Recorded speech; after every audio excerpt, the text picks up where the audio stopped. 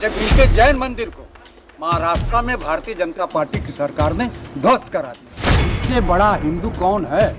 न योगी आदित्यनाथ है, नरेंद्र मोदी है। ये व्यापारी हैं।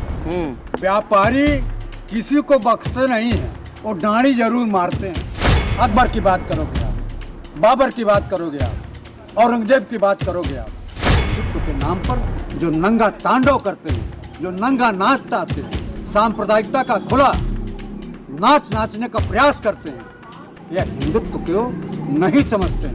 एक वकील बाप बेटा है जो पूरे देश के मस्जिद के नीचे मंदिर खोज रहे थे। वो जैन, विष्णु जैन जी, वो हर मस्जिद के नीचे मंदिर खोज रहे थे। लेकिन जब महाराष्ट्र में इनके जैन मंदिर को, दिगंबर मंदिर जिसको कहते हैं, उसको महाराष्ट्र की सरकार ने पूरी तरह से जमींदोज कर दिया, मिट्टी में मिला दिया।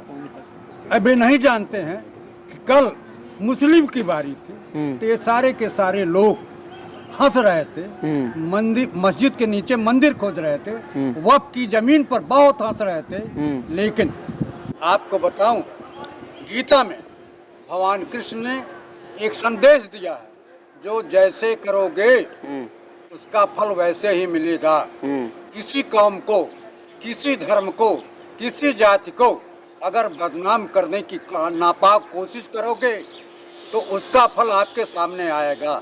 यही स्थिति जैन लोगों के सामने आई है जब इनके जैन मंदिर को महाराष्ट्र में भारतीय जनता पार्टी की सरकार ने ध्वस्त करा दिया।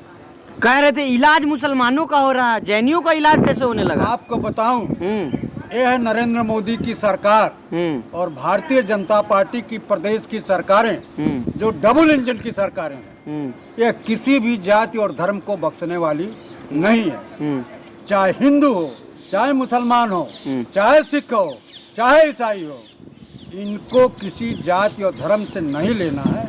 इनको तो केवल माल और मुद्रा से मतलब है। ये माल कमाना जानते हैं। जैसे पूरी हमको भूख लगी है और हम खाना नहीं मांग रहे हैं, लेकिन केंद्र की मोदी सरकार मुसलमानों को 3 तलाक पर कानून बना दिया। किसी भी मुस्लिम समाज के लोगों ने इनसे मांग नहीं मांगा था। ठीक वही स्थिति इस पर हो गया। कोर्ट में चला गया।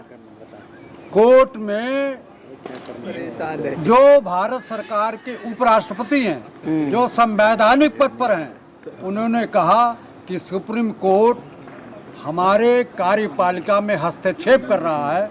और आपको बताऊं, यही न्यायपालिका, यही सुप्रीम कोर्ट भारत सरकार की प्रधानमंत्री श्रीमती इंदिरा गांधी के खिलाफ जब एक जज के कोर्ट ने आदेश दिया तो वो उनकी संसद सदस्यता बर्खास्त हो गई और वो उनको त्यागपत्र देना पड़ा।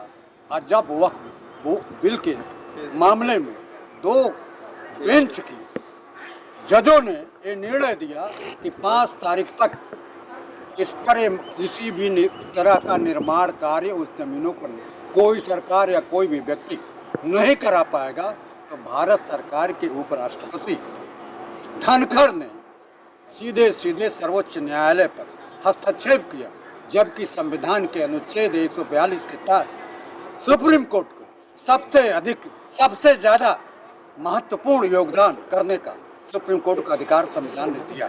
लेकिन जैन मंदिरों पे जो कहा जा रहा था चूड़ी टाइट मुसलमानों की हो रही है, तो अरे टाइट हो रहा है। मैंने कहा ना कि ये व्यापारी हैं।